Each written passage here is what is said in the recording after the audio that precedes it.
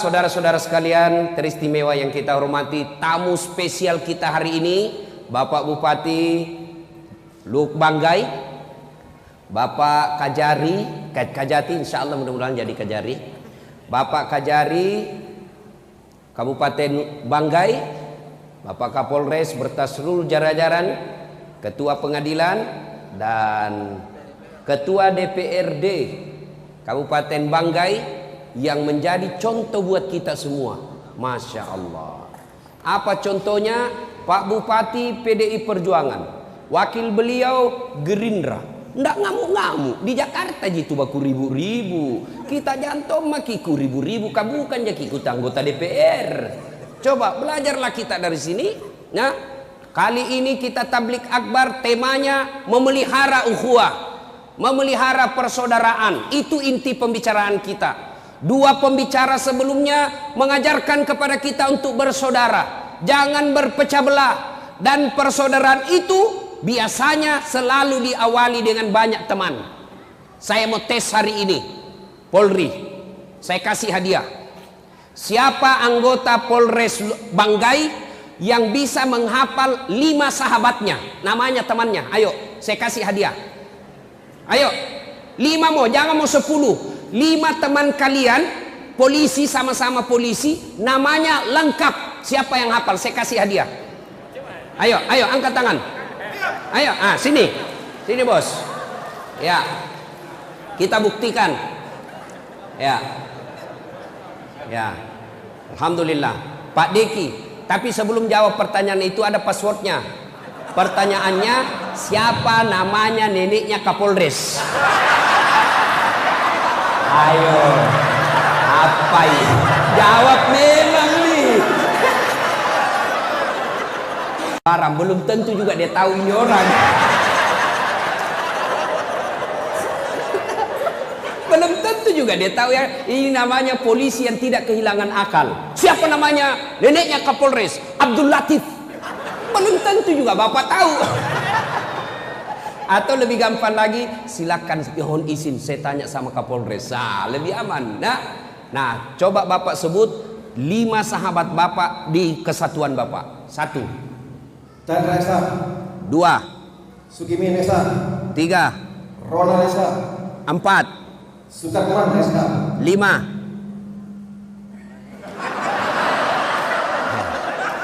Ayo. Zulkifli Islam. Zulkifli, Pak.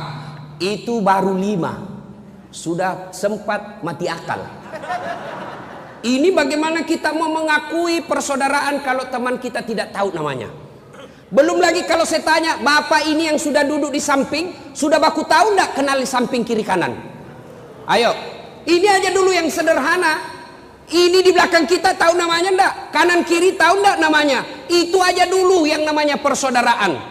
Kita sekarang karena medsos berdekatan tapi tidak baku sapa. Dalam Islam, jangankan yang begitu, Bapak bilang, "Hoti." Bapak ucapkan, "Alhamdulillahirabbil alamin." Alhamdulillah. Apa jawabannya di samping? Yarhamkallah.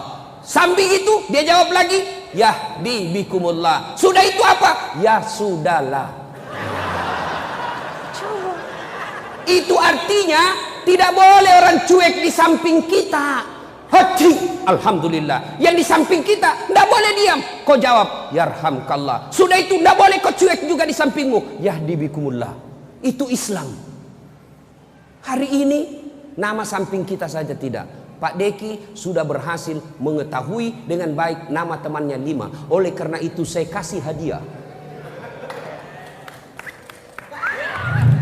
100.000 rupiah. Bos, beda rasanya itu uang Kapolres dengan uang Ustaz.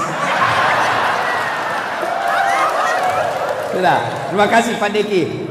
Silakan duduk. Makasih. Pak, ada yang punya korek? Siapa yang punya korek? Macis. Colok. Ayo, kasih saya. Saya pinjam. Berarti ada perokok di sini. Pak, korek kecil. Tadi saya kasih uang Pak Deki 100.000. Kira-kira kalau saya minta lagi uang dari Pak Deki, Pak Deki, mari tuangku. Bagaimana perasaannya beliau? Kurang ajar ini Ustaz. Kasih malu saya. Ayo. Yang lebih parahnya lagi, uang yang saya ambil tadi itu, ya, nih. Bagaimana perasaan Bapak kalau ini uang saya bakar? Bagaimana? Tega enggak? Hah? Wih, takaburnya itu Ustaz. Masa uang 100.000 dia bakar? Sudah lagi dia kasih orang, dia minta lagi baru dia bakar di depannya. Bagaimana perasaan kita? Hancur? Jengkel? Begitulah orang yang memutuskan silaturahmi. Rasulullah Sallallahu Alaihi Wasallam bersabda, Tabe, ambil kembali yang punya korek. Saya doakan mudah-mudahan berhenti merokok.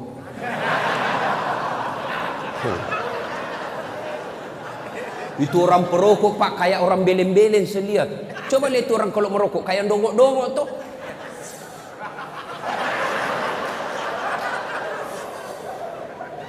Itu aja dikerja 10 menit. Sekali-kali isap kunyah. Masa uang 20.000? Assalamualaikum warahmatullahi wabarakatuh. Klik subscribe dan lonceng notifikasi kalian untuk mendukung channel ini agar terus menyiarkan syiar Islam. Jangan lupa like and share. Ibu kau buang-buang. Baru kita itu yang tidak merokok Pak, di sampingnya perokok. Pas kita pulang biar celana dalam bau rokok juga Pak. Jadi Bapak kalau merokok jangan tularkan asapnya ke kami ini yang tidak merokok. Bagaimana caranya? Kau bawa kantong kresek, bawa ke kantong plastik, isap. Sudah simpan di dalam sini, jangan kau buang. Atau sekali bungkus kepalamu. Tidak masalah itu. Jangan marah Pak ya, jangan marah ya. Saya doakan Bapak berhenti merokok, pembeli rokoknya kita pergi umroh sama-sama. Itu, amin. Nah, Ibu Bapak, kenapa saya kasih contoh tadi uang dibakar? Nah, Rasulullah bersabda, Sittatu asya'in tukhbitul amal. Ada 6 sifat perbuatan yang menghancurkan amal kebaikanmu. Coba, dia makan kita punya kebaikan. Dia hancurkan segala kebaikan-kebaikan kita. Ibarat kertas dengan api. Coba lihat itu tadi, begitu disulut api, sekejap habis itu kertas. Begitu juga orang yang punya sifat 6 ini, dia hancurkan amal-amalnya. Siapa yang sudah haji? Coba angkat tangan. Siapa yang sudah umroh? Siapa? Ini, bapak-bapak sudah puasa semua kan? 30 tahun puasa Ramadan tidak ada lepas. Solatnya di Masjidil Haram, 1 kali solat di Masjidil Haram, 100.000 kali solat di sini. Begitu pahalanya, banyaknya luar biasa. Tapi pahala itu semua habis gara-gara 6 sifat ini. Dia makan itu Pak. Apa itu? Kata Nabi, yang pertama al-istighalu bi uyubil khalq. Suka sekali cari jeleknya orang, nah lupa jeleknya dirinya sendiri. Nah ini tukang gosip. Penyakitnya ibu-ibu di belakang. Apalagi kalau dia serama, semua mau nagosip. Lewat tetangganya langsung dia, ku tahu gitu nak pakai jilbab, kenapa kak keriting rambutnya? Sudah, orang pakai jilbab dia celah Pak. Sudah, lewat lagi yang satu, ndak serasi kudungnya, iyo kayak umbul-umbul. 2 sudah dia celah, lewat lagi orang pakai gelang emas, palsu. Kenapa kau tahu? Melengke itu hitam-hitam di gelangnya. Lewat lagi yang satu pakai lipstik, palsu lipstiknya. Kenapa kau tahu? Melengke di giginya. Semua dia celah. Jangankan manusia biasa, Nabi saja dia celah. Menurut Anda, bagaimana pendapatmu tentang Nabi Yusuf? Dia celah juga itu Nabi Yusuf. Ya, sebenarnya baik, cuma sayang hampir tergoda sama Suleha. Nabi saja dia celah Pak. Bagaimana menurutmu Nabi Nuh? Nabi Nuh baik. beriman kepada Allah, tapi sayang anaknya kafir. Coba, semua coba dicela Pak. Orang seperti ini habis amalnya.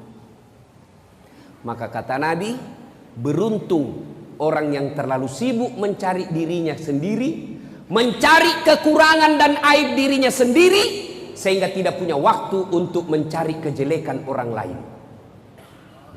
Itu kita kan terlalu sibuk Pak, kejelekannya orang. Biasa ibu-ibu bertetangga. Pertama cerita sinetron. Sinetron Gina cerita pertama Pak. Bagaimana menurutmu itu tadi malam sinetron? Wah, jelek betul sifatnya itu suaminya. Kasiannya. Lama-lama. Cakap ribut. Kenapa? Seperti tetangga tak. Langsung tetangga jadi korban. Langsung dia bilang, iyo. Kasian dia.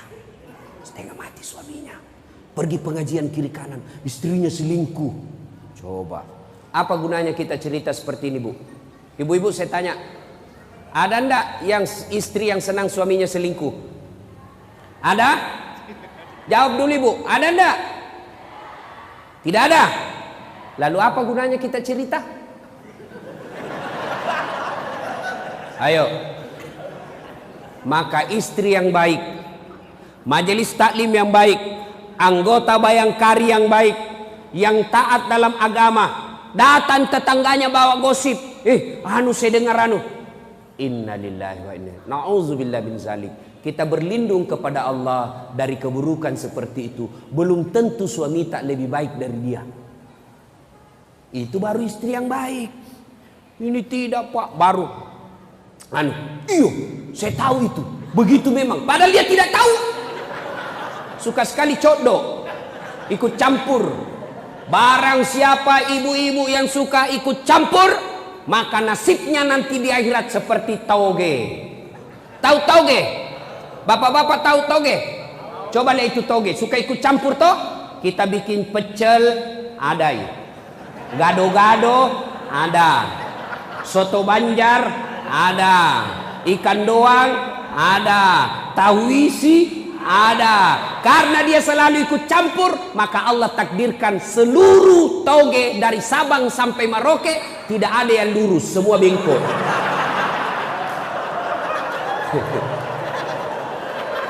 Maka kalau ada ibu-ibu Bayangkari di komplek, pagi-pagi gosip, teriaki saja. Pagi-pagi toge ini ye. Ayukibbu ahadukum, sukakah kamu memakan bangkai sesamamu manusia? Satu kali Nabi ketika Isra Mi'raj, Nabi diperlihatkan ada perempuan cantik. Cantik betul ini perempuan. Tapi sayang seribu sayang, kukunya terbuat dari tembaga api neraka. Dia cakar mukanya, sakit tapi dia cakar. Dia cakar seluruh badannya, sakit tapi dia cakar. Bayangkan, kuku saja kalau dicakar muka sampai kan sakit. Ini tembaga api neraka, dia cakar mukanya, sakit tapi dia cakar. Sakit, dia cakar lagi. Lalu dia makan bangkai orang mati di depannya. Bangkai orang mati di depannya dia makan. Nabi geleng kepala dan bertanya sama Jibril, "Ya Jibril, siapa itu? Bego, dongo, beleng-beleng."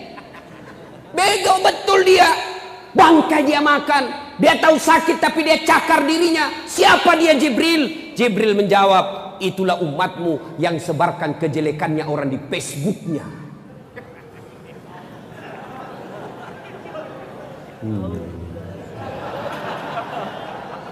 Apa gunanya kita sebar jeleknya orang? Bapak, kenal saya? Kenal saya dari mana? Dari YouTube Ustaz. Kenal saya dari mana? Dari Facebook. Kenal dari mana? Dari filer-filer Instagram. Apa yang saya cerita kejelekan orang? Saya dikenal orang bukan karena cerita aibnya orang. Saya dikenal orang kenapa? Karena menyebarkan kebaikan, bukan menyebarkan kebencian. Maka bodoh orang yang suka menyebarkan kebencian, apalagi berita-berita bohong. Jangankan berita bohong, berita benar saja dilarang disebarkan apabila itu ada kehancuran di dalamnya. Saya ulang, jangankan berita bohong, berita benar dilarang dalam Islam kalau itu disebarkan, kalau hanya menghancurkan perdamaian. Contoh, Satu kali Abu Hurairah radhiyallahu anhu. Abu Hurairah lari-lari. Abu Hurairah ini sahabat paling banyak meriwayatkan hadis. Lari-lari mau ke pasar. Didapat sama Umar, ditahan. Abu Hurairah, mau kemana buru-buru? Gar lari-lari. Saya mau mengumumkan pengumuman penting. Apa itu? Baru saja Nabi saya dengar mengucapkan, siapa yang mengucapkan 2 kalimat syahadat, dia baca la ilaha illallah Muhammad Rasulullah, diyakini sampai mati, orang itu pasti masuk surga. Umar penasaran, betulkah Nabi bilang begitu? Iya. Saya tidak percaya. Akhirnya Nabi bilang, Umar, tunggu dulu bos, kita pergi dulu tanya Nabi. Dalam teori jurnalistik ini yang disebut check and recheck. Saya mengajar mata kuliah komunikasi di Unhas, Pak. Saya dosen komunikasi. Dipanggillah Abu Hurairah, menghadap sama Nabi. Ya Rasulullah, ini Abu Hurairah mengatakan, Anda mengucapkan, siapa yang mengucapkan 2 kalimat syahadat, diyakini sampai mati pasti masuk surga. Apa betul itu ya Rasul? Kata Nabi, ya betul Umar. Kata Umar, dia mau ucapkan di pasar, dia mau umumkan di pasar. Iya, kenapa? Ya Rasulullah, apa tidak sebaiknya? Umar punya usul, Umar punya pendapat. Ya Rasul, hadis ini, pernyataan ini jangan diumumkan di pasar. Kenapa? Saya takut orang salah paham. Biar kau mencuri, yang penting syahadat masuk ke surga. Biar kau berzina, yang penting kau syahadat masuk ke surga. Biar kau mabuk-mabuk, yang penting syahadat masuk surga. Saya takut ini informasi disalahpahami oleh masyarakat. Jangan disebarkan di pasar ya Rasul. Mendengar ini Nabi menjawab, oh iya betul, jangan kau sampaikan berita ini di pasar, karena nanti orang salah paham. Inilah yang menyebabkan sehingga muncul pepatah yang mengatakan, likulli makam makal, walikulli makal makam. Setiap tempat ada ucapan yang cocok, dan setiap ucapan ada yang tempat cocok untuk ucapan itu. Maka tidak semua berita, Pak, harus kita sebarkan meskipun itu ada kebenarannya. Kenapa? Kalau kita pikir bahaya. Kenapa? Ribut orang dulu ini kalau disebarkan ini berita. Meskipun benar, tapi kalau ribut ini orang, jangan, lebih saya simpan ini berita, jangan saya sebarkan. Itu yang disebut pertimbangan kemaslahatan. Maka bapak-bapak, hati-hati gunakan medsos. Begitu terima broadcast, baca lihat dulu siapa yang sebarkan. Kalau tidak ada sumbernya, jangan sebarkan, pasti bohong. Sumber itu artinya portalnya, sumber informasinya, sumber linknya jelas. Misalnya Kompas, Detik.com atau Republika, itu berarti betul. Kalau dia cuma abal-abal, tidak jelas apa itu sumbernya, jangan. Nanti bapak sebarkan, sebarkan. Ada orang tersinggung, dilapor, masuk bapak penjara. Orang jadi anggota DPR, bapak masuk penjara. Pikir nah lihat. Ini yang tim sukses. Ada tim sukses di sini. Ada tim sukses. Kalau bapak jadi tim sukses, jadilah tim sukses seperti tim suksesnya Khadijah ketika ingin melamar Muhammad sallallahu alaihi wasallam. Namanya Nafisah. Jatuh cinta Khadijah kepada Nabi. Khadijah selalu sebut, baik ini pegawai tak Muhammad, jujur, disiplin, baik kinerjanya. Nafisah berkata, jatuh cinta ini bunda sama Nabi. Waktu itu Nabi Muhammad 25 tahun belum jadi Nabi. Akhirnya apa?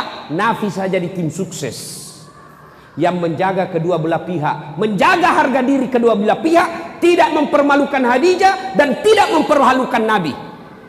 Dia datang kepada Muhammad. Muhammad, apa? Kata Nafisah, bagaimana menurutmu kalau ada perempuan suka kok? Alhamdulillah. Tapi ini perempuan lebih tua dari kamu, tidak jadi masalah. Tapi 2 kali janda, tidak jadi masalah. Tapi ini bosmu, tidak jadi masalah. Yang jadi masalah, betulkah dia suka saya? Nah bilang Nafisah, tenang mas bro, saya punya urusan. Tapi tidak ada hadis bilang mas bro, tidak ada. Ini gayanya ada satlatif. Nafisah lalu datang kepada Khadijah dan berkata, bunda, bagaimana menurut bunda kalau ada laki-laki suka ki? Alhamdulillah rezeki. Tapi masalahnya ini laki-laki lebih muda dari kita, tidak jadi masalah. Lebih muda 15 tahun, tidak jadi masalah. Tapi pegawaimu tidak jadi masalah. Yang jadi masalah, betulkah dia suka saya? Nabila Nafisah, tenang bunda, saya punya urusan. Coba, begini mestinya tim sukses. Jangan disuruh bikin baleho 5, hilang 2. Disuruh bikin baleho 10, hilang 5. Pergi meras kiri kanan, siap pak. 1 kecamatan, aman suara. Tapi ada proposal ini pak. Ini yang kasih stres caleg. Siap kanda, mau petunjuk, siap. Apa petunjuk kerja saya, operasional kanda.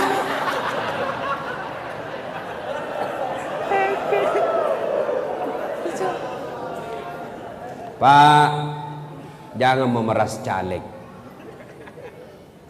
Caleg, jangan bodoh-bodohi rakyat. Sudahlah. Kenapa negara kita hancur ini, Pak? Jangan salahkan anggota DPR saja. Jangan salahkan penegak hukum saja. Jangan perapatan legislatif dan eksekutif saja. Kita ikut salah.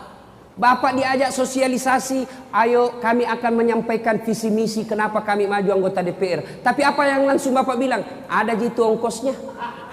Ada jianunya, pembeli rokoknya. Bapak juga rusak otaknya.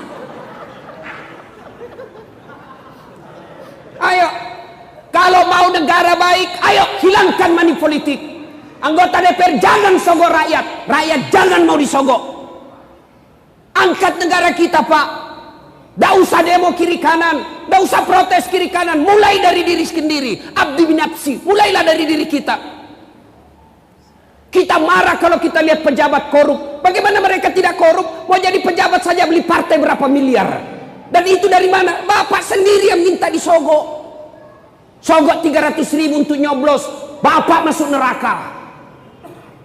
Yang disogok dan menyogok sama-sama masuk neraka. Saya tidak disogok Ustadz, saya kasih ketemu sama.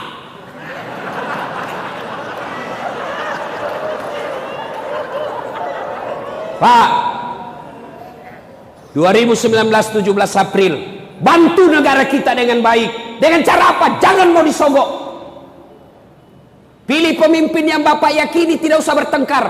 A bagus, B bagus, 1 bagus, 2 bagus, silakan, tidak usah bertengkar.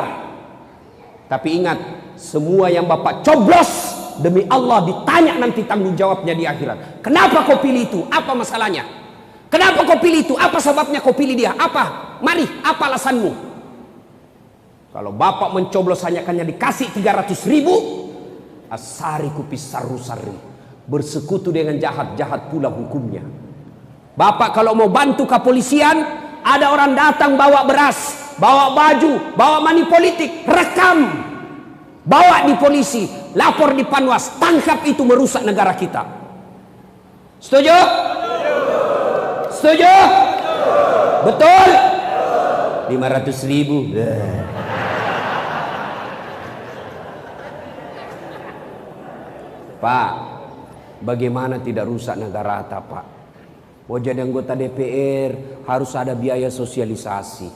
Akhirnya orang yang baik, cerdas, jujur, tidak berani maju pil caleg, tidak ada uangnya.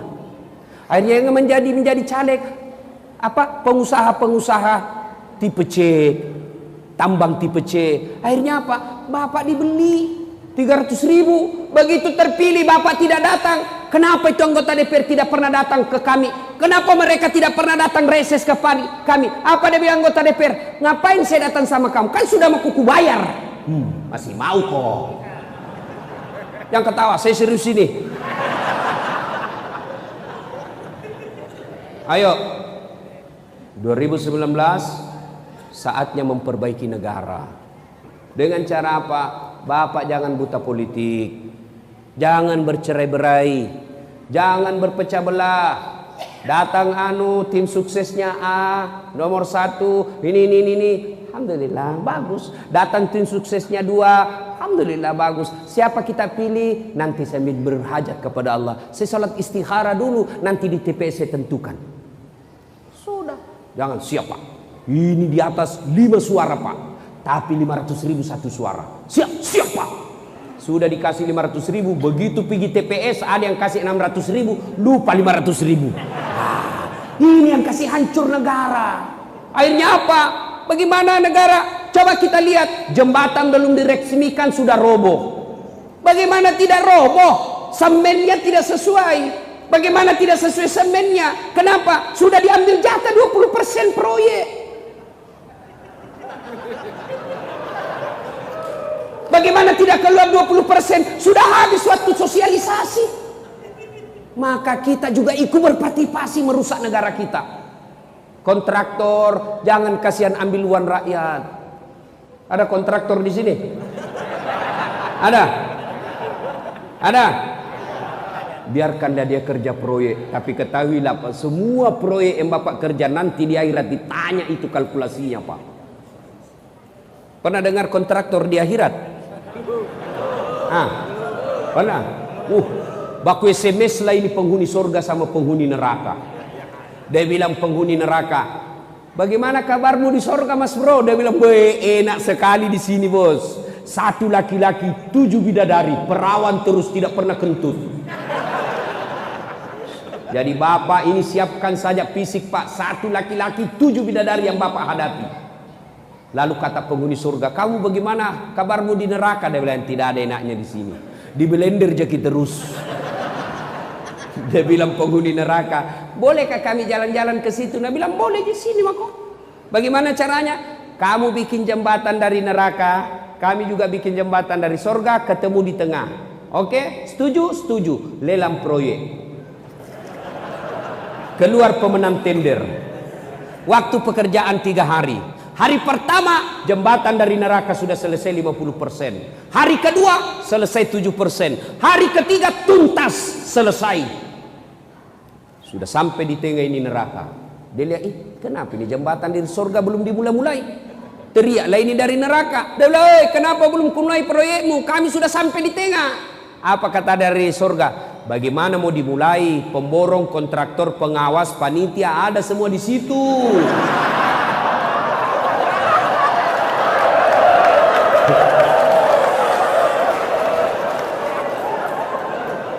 Di sini kasihan hanya ada di sini penghafal Quran sama imam.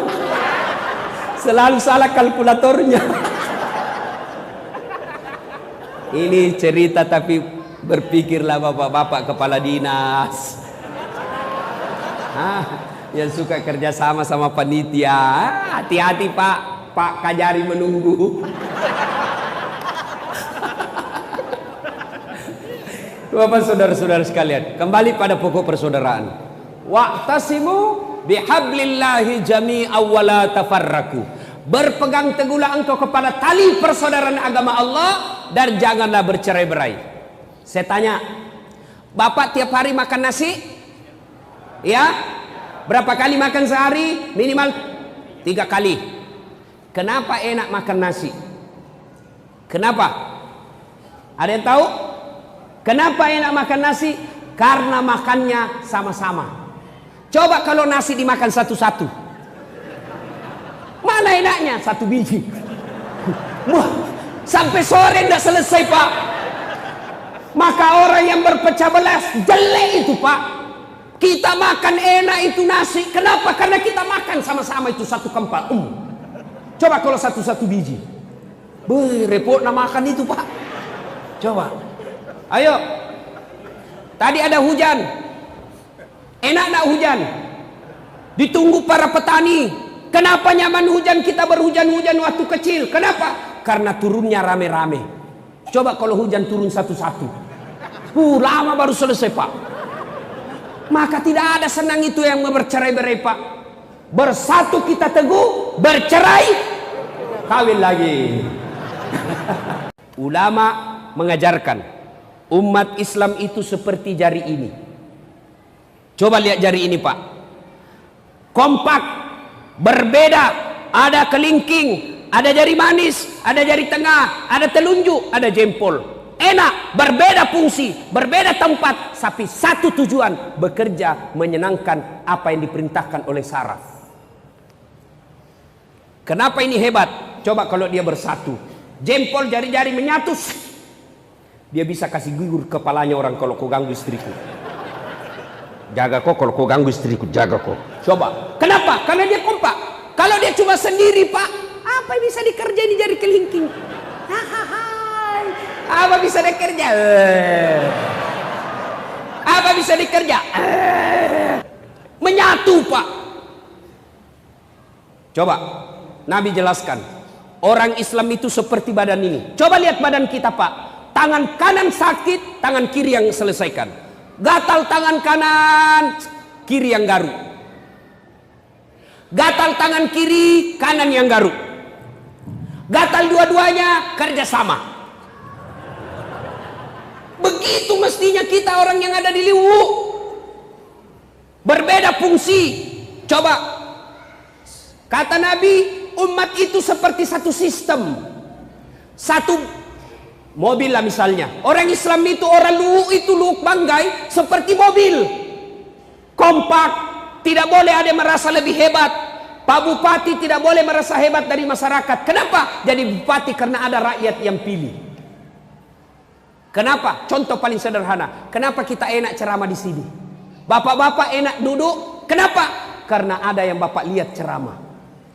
Saya tidak boleh merasa saya paling jago di sini. Kenapa? Mungkin saya jago karena ada bapak dengar saya. Coba kalau saya ceramah sendiri tidak ada yang dengar, Pak.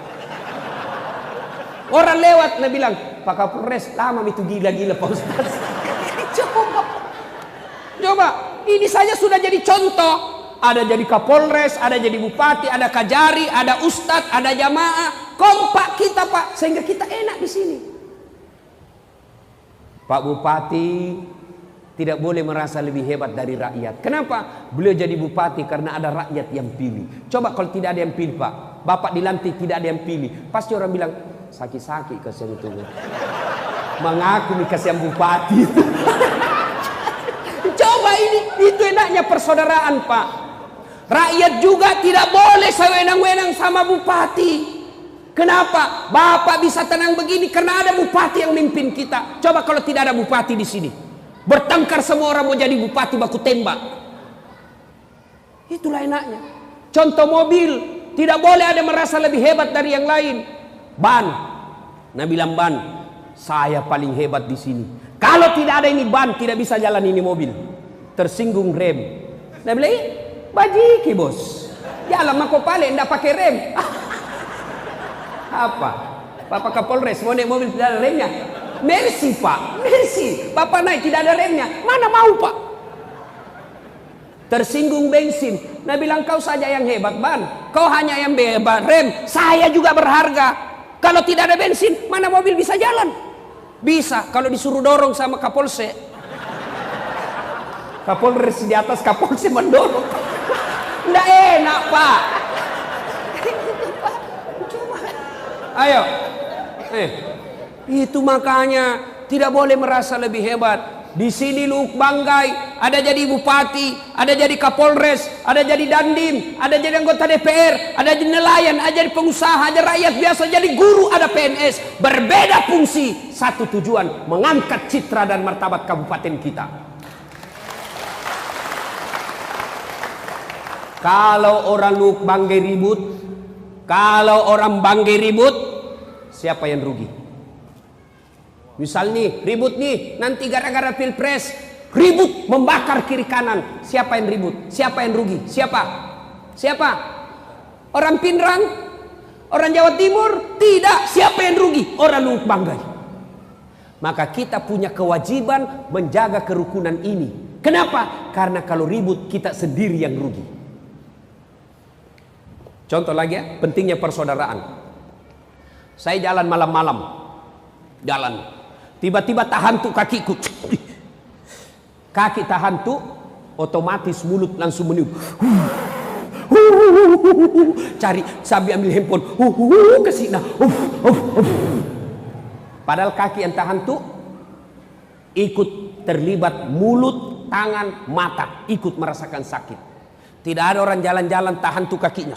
Langsung rasa kok. Sabsur kopi jalan. Jelas?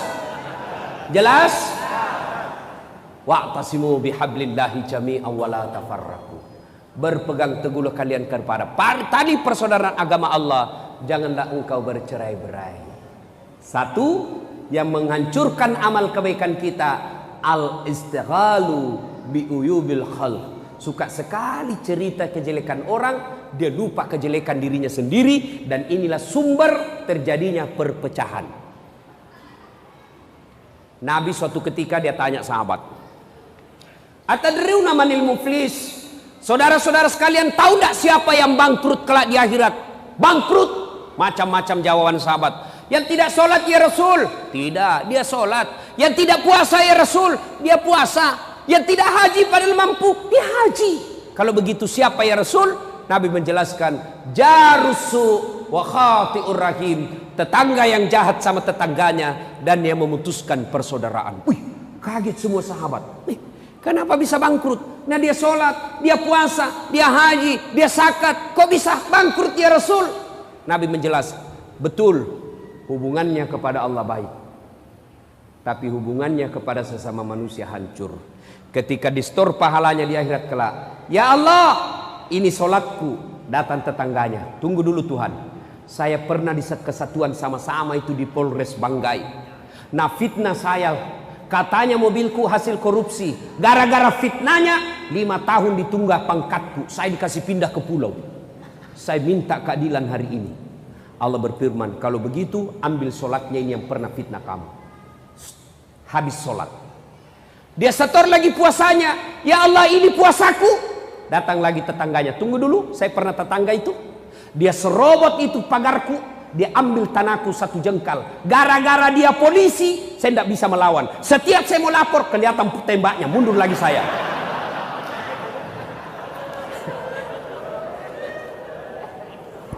Saya minta keadilan hari ini Allah. Allah berfirman, kalau begitu ambil puasanya. Habis sholat, habis puasa. Datang lagi, dia store lagi. Ya Allah, ini hajiku. Datang lagi tetangganya, tunggu dulu Tuhan. Saya juga pernah difitnah. Katanya anakku yang lurus rambutnya bukan anaknya suamiku, karena suamiku keriting rambutnya. Dia tidak tahu anaknya lurus rambutnya karena sudah direbonding. Gara-gara fitnah. Gara-gara fitnahnya saya tinggalkan kampung. Allah berfirman, ya sudah, ambil hajinya. Habis puasa, habis salat, habis haji. Masih ada orang yang datang. Saya juga pernah disakiti ya Allah. Lalu dia bilang yang tadi banyak amalnya. Tuhan, bagaimana lagi caranya? Nah, sudah habis amalku ini. Dek nagaga amalku. Allah berfirman, supaya adil, ambil dosanya orang yang pernah kau sakiti hatinya. Makanya Nabi pernah jelaskan, andai saja boleh kau memilih dosa, dosa kepada Allah dan dosa kepada sesama manusia, 2 dosa jenis ini, maka lebih baik dosa kepada Allah. Kenapa? Taubatnya gampang. Sementara dosa kepada sesama manusia susah taubatnya. Kau harus cari yang bersangkutan. Kalau bapak dosa sama saya, 1 syaratnya, 1 bertobat, 2 mengakui, 3 tidak mengulang, 4 bapak datang minta maaf sama saya, 5 kalau berkaitan barang, kasih kembali barangku yang pernah bapak ambil. Ustadz, maafkan saya. Kenapa? Pernah dulu kucuri sandal tak? Kasih kembali sandalku. Baru betul. Selama bapak tetap ambil sandal saya, tobat bapak tidak diterima. Maka pegawai-pegawai yang pernah ngambil uang negara, kasih kembali pak. Kasih kembali. Termasuk yang ngambil printer di kantor. Jangan ketawa, saya serius ini. Ambil kertas di kantor, anak-anak tulis skripsi, bapak ambil 1 rim, kasih kembali itu. Semen, atap kantor, gorden, rumah dinas, kasih kembali. Selama bapak tidak kasih kembali, nanti kalau bapak mati disuruh pikul itu semua yang bapak pernah ambil. Suruh pikul pak, sambil menunggu nama tak diadili. Begitu lewat pegawai tak, kita pikul itu mobil, kursi, kipas angin, kulkas. Lewat pegawai, oh pantas hilang kulkas di kantor.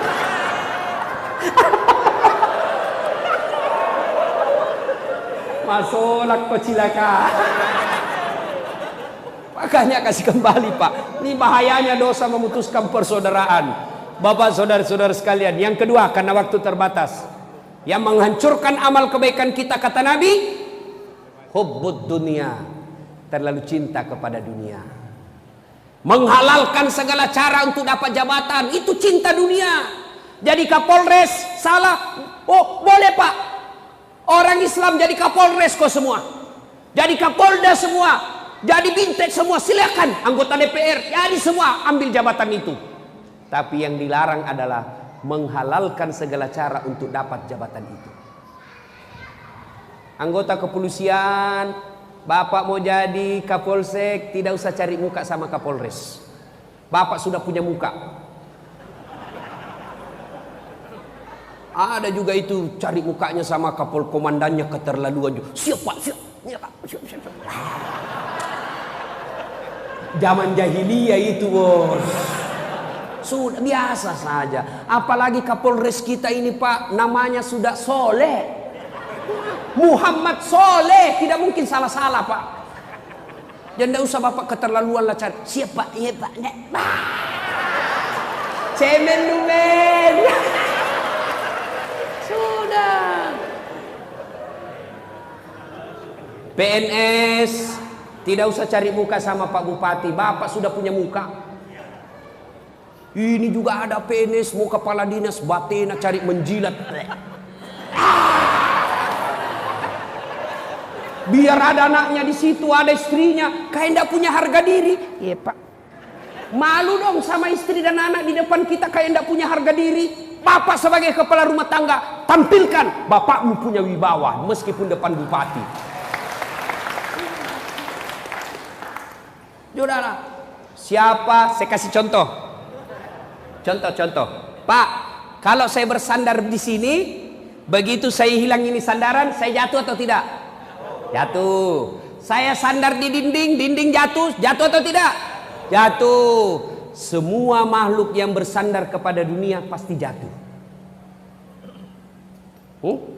Tapi kalau Bapak bersandar ke Polres, Kapolres pindah, Bapak jatuh. Bersandar sama Bupati hilang jabatannya, Bapak jatuh. Bersandar sama Kajari pindah mutasi 2 tahun, hilang lagi sandaran kita. Tapi Bapak bersandar kepada Allah, Allah tidak pernah hilang dan Allah abadi selama-lamanya. Coba Bapak mau naik jabatan, hubbud dunia, cinta dunia boleh. Tapi yang dilarang Allah terlalu. Saya bilang Umi Rama, terlalu. Saya ini peminatnya Umi Rama Pak. Kenapa? Lagunya Umi Rama bagus-bagus Pak. Coba lihat lagunya Umi Rama Pak. Berakit-rakit dahulu, berenang-renang ke tepian, sakit-sakit dahulu, susah-susah dahulu, lalu kemudian berbahagia. Laguna pegawai honor.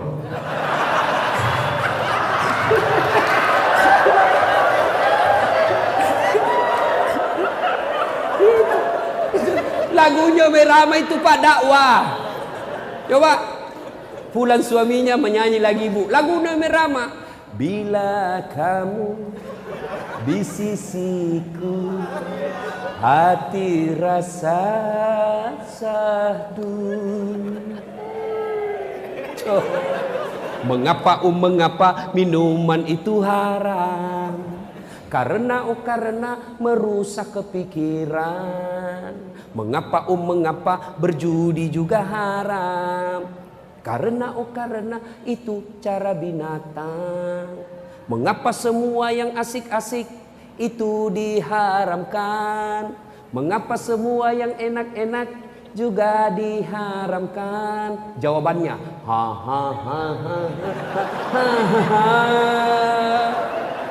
itulah perangkap setan, umpannya ialah bermacam-macam kesenangan. Itu lagu Merama Pak, dakwah di dalamnya. Apa? Anak-anak apa? Pulang-pulangku berbadan 2.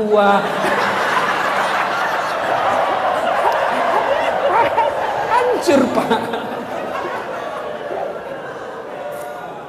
Yuk, jadi bupati boleh, jadi anggota DPR boleh, jadi kajari boleh, jadi pejabat boleh, jadi orang kaya boleh, silahkan, silahkan. Allah tidak melarangnya. Yang Allah larang adalah menghalalkan segala cara untuk mendapat jabatan itu yang disebut terlalu cinta dunia. Mana lagi ciri-ciri cinta dunia? Takut putih rambutnya. Begitu beruban rambutnya sedikit, nak kasih sewer. Masuk di matamu, cik. Kenapakah kalau kita tua? Memang sudah sunnatullah. Umur 60 masa mau nampak seperti anak TK? Kelainan itu, Pak.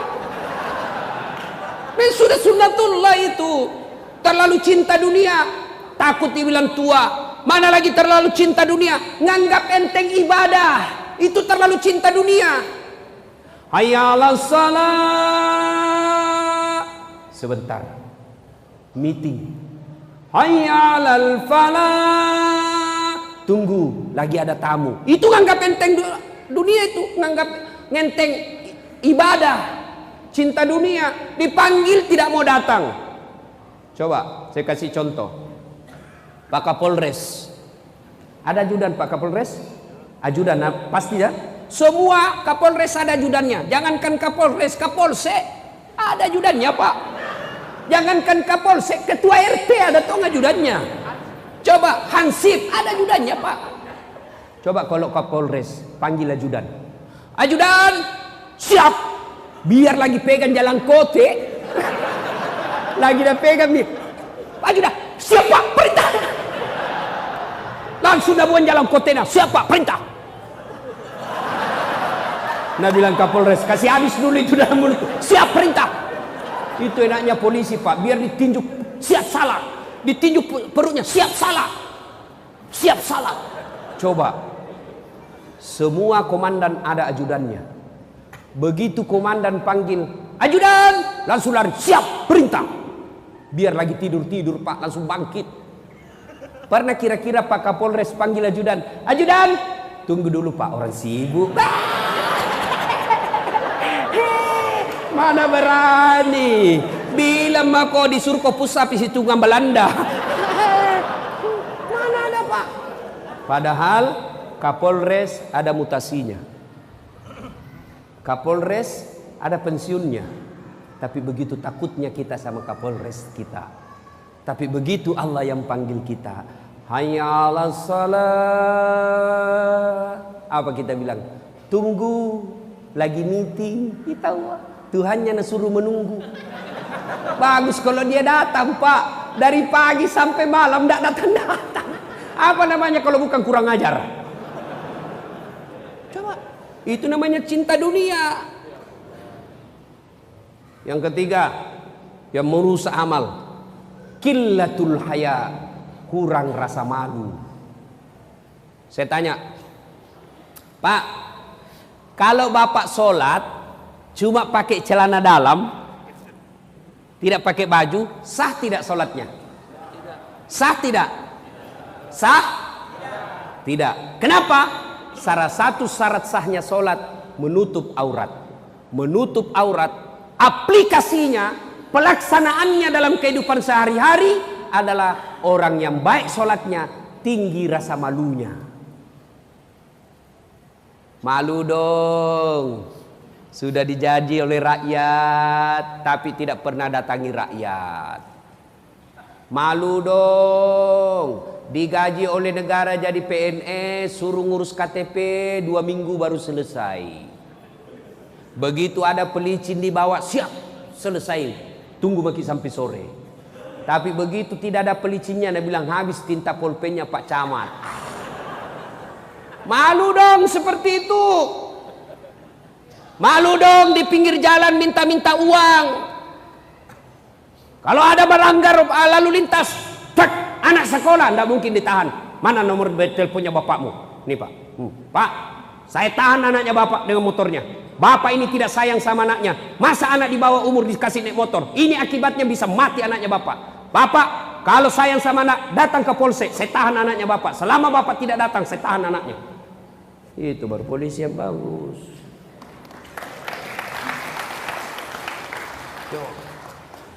Jadi jaksa Malu dong. Sudah punya pangkat banyak, mau disogok sama pengusaha. Bilang sama dia, berapa uangmu? Kau bisa beli harga diriku? Keluar kau di situ. Kurang ngajar kau, ku tambah pasalmu. Malu dong. Jadi ustadz, malu dong memecah belah umat. Ada juga ustadz sekarang seolah-olah hanya dia yang benar. Ceramahnya kasih takut-takut orang. Ada juga itu Pak, ceramah sedikit-sedikit, neraka. Nenekmu punya neraka. Luasnya ini sorga bos, luas itu sorga, kasih masuki juga. Sedikit-sedikit neraka, bid'ah, masuk neraka. Maulid, bid'ah, tidak ada pada zaman Nabi. Isra Mi'raj, bid'ah, tidak ada pada zaman Nabi. Taksiyah, tidak ada pada zaman Nabi, bid'ah. Kalau begitu, tidak ada pada zaman Nabi. Tolong kau ceramah, jangan pakai mic. Kenapa? Zaman Nabi tidak ada mic. Saudara-saudara sekalian, marilah kita memanjatkan puji syukur kepada Allah. Kenapa? Kenapa tidak ada mic seperti itu?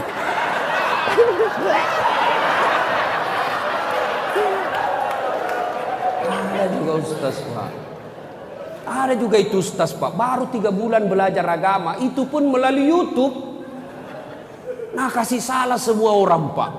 Jangan mau bos, janji sedikit-sedikit bikin ceramah, judulnya bikin takut. 140 kesalahan orang yang sholat. 140, nah rukunnya saja cuma 13. Bagaimana caranya bos? Ada juga itu penceramah begitu. Hanya dia mau masuk surga. Sampai saya Pak Kapolres ribut saya di Facebook. Kira-kira 5 bulan yang lalu. Saya ribut di Facebook saya. Kenapa? Ada anak muda dia maki-maki saya. Ini Ustaz Dasar bicara-bicara sunnah lalu dia tidak sunnah. Saya bilang, kenapa kau tuduh saya tidak sunnah? Kau tidak pelihara jenggot. Saya bilang, mau dia apa kalau tidak mau tumbuh?